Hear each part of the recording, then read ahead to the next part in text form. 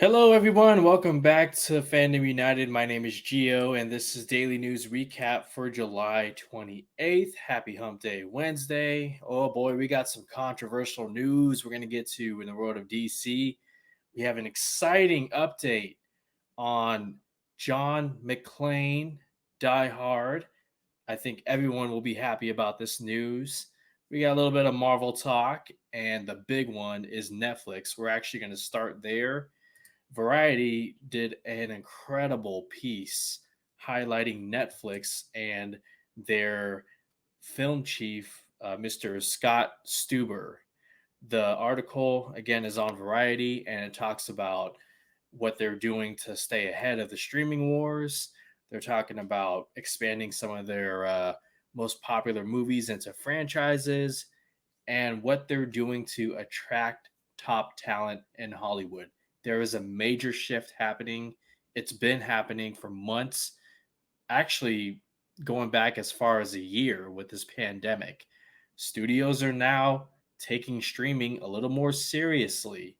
They are investing big money into projects in order to compete with one another. We're going to get to that. Instead of reading the Netflix article, it's a very lengthy one. I highly recommend it. I've put together three graphics that I'm going to share with you that give you the big highlights of the article, stuff that I found interesting. So let's start with competition, right? Competition is big in the streaming wars. The bar continues to be raised higher and higher. You got Disney Plus, Hulu, Apple Plus, Prime Video, HBO Max, Paramount Plus, CBS All Access, Peacock, etc., etc., etc. And it's all about staying ahead. And by staying ahead, you got to put up some big money.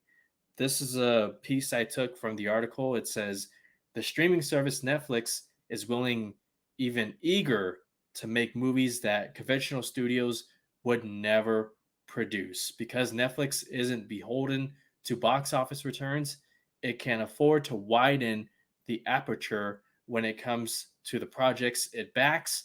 And since the company doesn't own a Marvel or a Pixar, it has to roll the dice on original movies.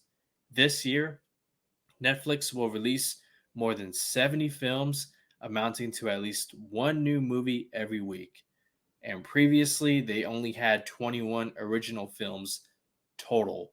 So they're putting their money where their mouth is and they're paying. With studies showing that consumers are willing to pay for only two or three services, Netflix is under pressure to keep delivering buzzy films. They're the king of the streaming services. If they want to stay that way, they got to keep putting money and investing into original content, which is the bread and butter of streaming. That's interesting right there that the study says two or three services. I'm curious, how many services are you guys subscribed to? Just out of curiosity, for sake of conversation, let me know how many streaming services you're subscribed to. It's almost getting to that point now where, you know, all these services are starting to equal just as much as cable, if not more. So I'm curious how you guys are choosing which services you subscribe to. But moving forward, part of that staying up top includes attracting top talent in the world of Hollywood. And that is what they are putting an emphasis on.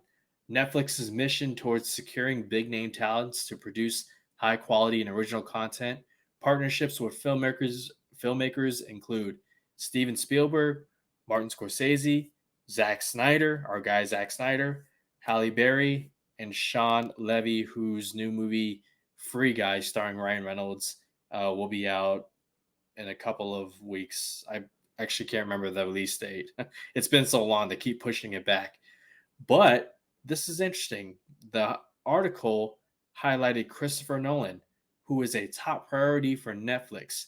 Now, Christopher Nolan, you might remember, didn't have the most kind words for Netflix, okay, calling their business model, their rollout structure, like stupid, like downplaying it. But this pandemic has gone on a lot longer than people have anticipated. And Christopher Nolan's relationship with Warner Brothers isn't quite what it used to be, and Netflix sees an advantage of that. Here's a quote from the Netflix film chief, Scott Stuber. If and when he comes up with his new movie, it's about can we be a home for it and what would we need to do to make that happen, says Stuber. He's an incredible filmmaker. I'm going to do everything I can. In this business, I've learned you need to have zero ego. I get punched and knocked down and get back up. It's going to be tough for Netflix. That's an uphill climb for someone like Christopher Nolan. He is very much a fan, him and Denis Villeneuve and a lot of other filmmakers, about the theatrical experience, movies being seen on the big screen. So maybe Netflix, if they want Christopher Nolan really bad, they're going to have to come up with some sort of release structure where Christopher Nolan's movies are shown in theaters for a period of time. I'm sure Netflix would be willing to pay a small price like that in order to secure a filmmaker like Christopher Nolan. And again, they're all doing their thing. Okay, Disney Plus. I mean, look at how much MCU content we're getting on streaming. Okay, Hulu is putting money up. Hulu is a sub company of Disney. They have an Alien franchise coming on streaming, an Alien series, excuse me. Prime Video just bought MGM Studios, which includes, I believe, James Bond. Not that James Bond will ever be premiering on streaming. That's a big budget theatrical movie. But they just spent like a couple $1 billion on MGM Studios. So everybody's making moves. Netflix is all about securing the top filmmakers, as I'm sure all the other streaming services are. And lastly, Netflix is all about taking what they have already and doing what they can to, I don't want to say milk it, but, just maximizing the potential. Netflix's commitment to expanding their successful origin films into franchises with spin offs, prequels, and sequels. Here's another paragraph I took from the article that says studios may almost exclusively be in the sequel business, but Netflix also has backed a stream of spin offs and follow ups. The company will shoot sequels to Extraction and The Old Guard and is about to release the third film in its Kissing Booth trilogy.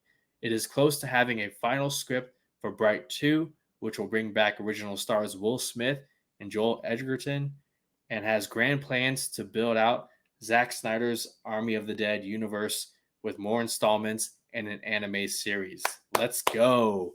One blockbuster that won't be getting a part 2, however, is Six Underground, a $150 million Michael Bay and Ryan Reynolds film that Stuber confesses was something of a disappointment. And he says, "We didn't feel like we got there on that one creatively," he says. "It was a nice hit, but at the end of the day, we didn't feel like we nailed the mark to justify coming back again.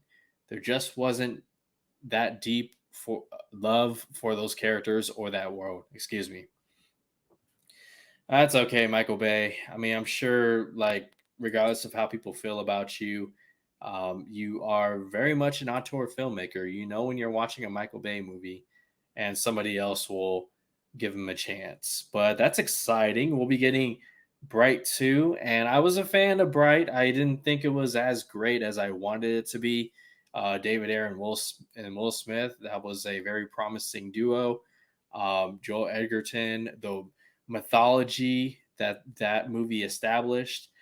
The Old Guard 2, big fan of that. Again, mythology is set. They made a good movie, and now they're going to expand it, and as well as The Extraction, Chris Hemsworth coming back. Chris Hemsworth, big name in Hollywood. So you guys let me know your thoughts on this. I do recommend reading the article. It's very informative, especially if you're someone who has a Netflix subscription, which, I mean, it's probably like 8 or 9 out of 10 people at this point. So let me know your thoughts on that down below. Let's go to that controversial DC topic that I was talking about.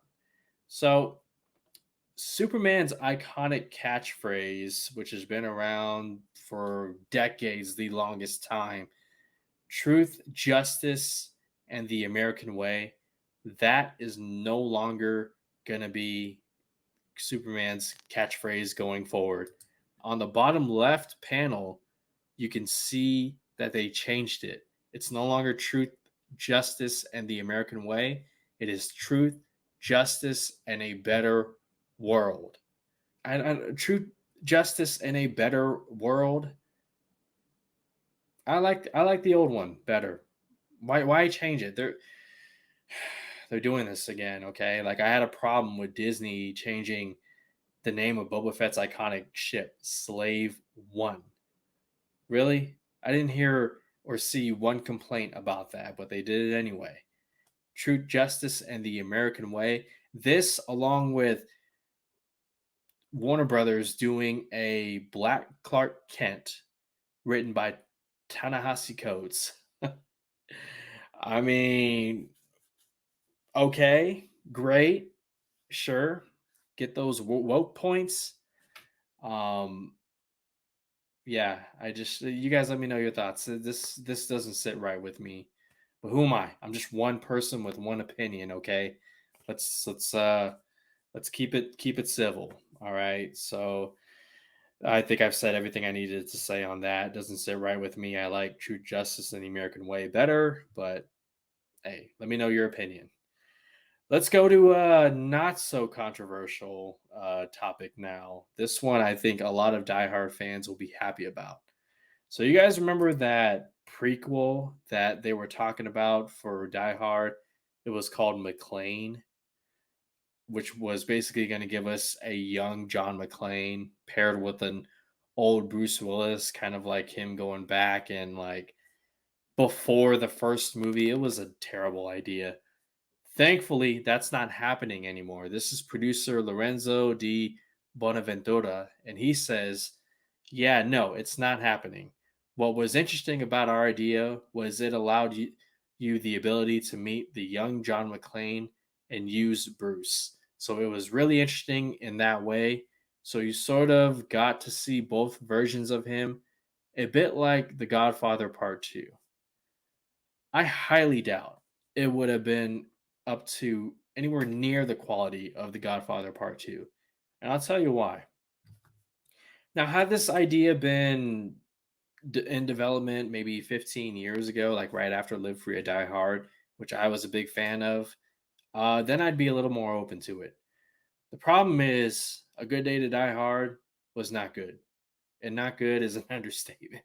That movie, ugh. And then consider Bruce Willis nowadays, okay? Granted, he has earned the right. He has done enough for Hollywood as an action star that he has the right to do straight to DVD or straight to VOD movies. Um, he's not exactly the easiest person to work with in Hollywood.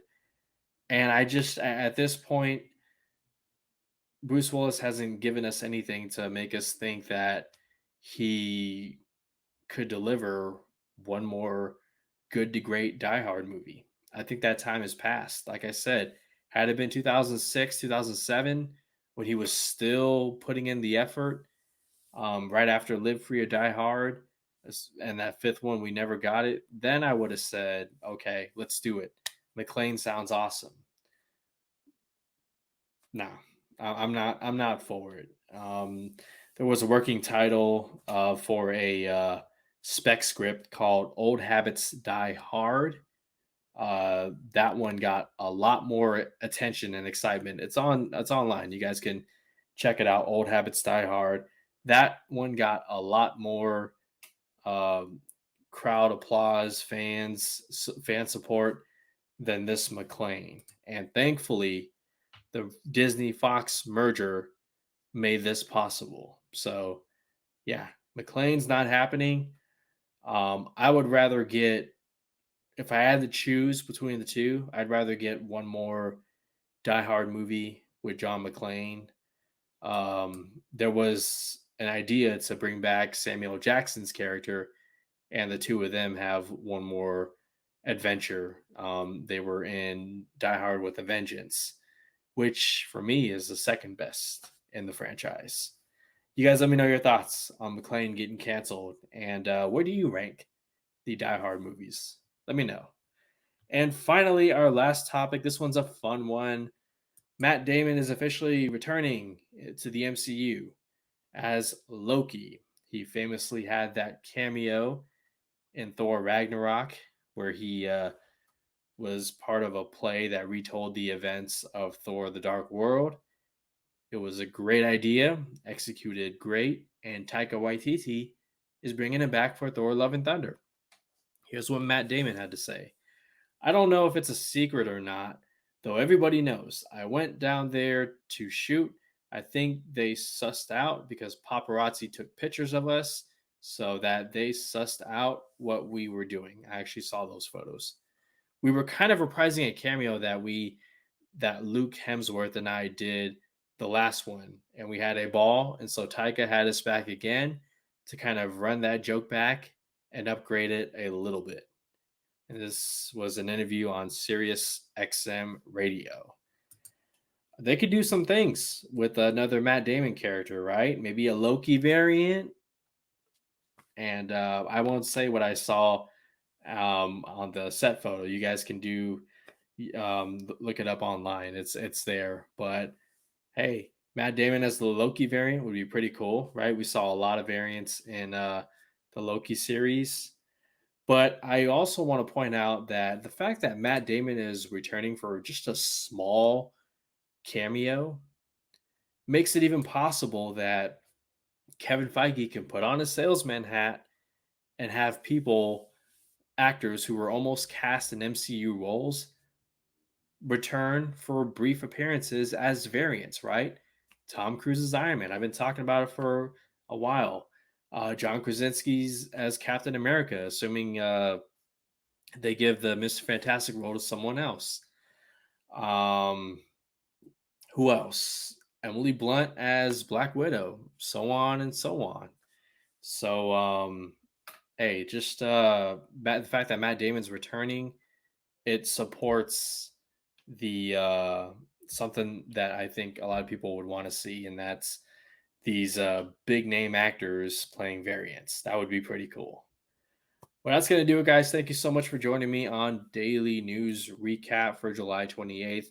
Let me know your thoughts down below on all the topics. I appreciate you guys' time. I appreciate your subscriptions. Give me a thumbs up. And yeah, that was fun. I am actually going to go watch The Suicide Squad tomorrow. I have an early screening. And so that should be a lot of fun. I'll be able to get a review up early and let you guys know how it is. But that's going to do it. Until next time, you guys take care.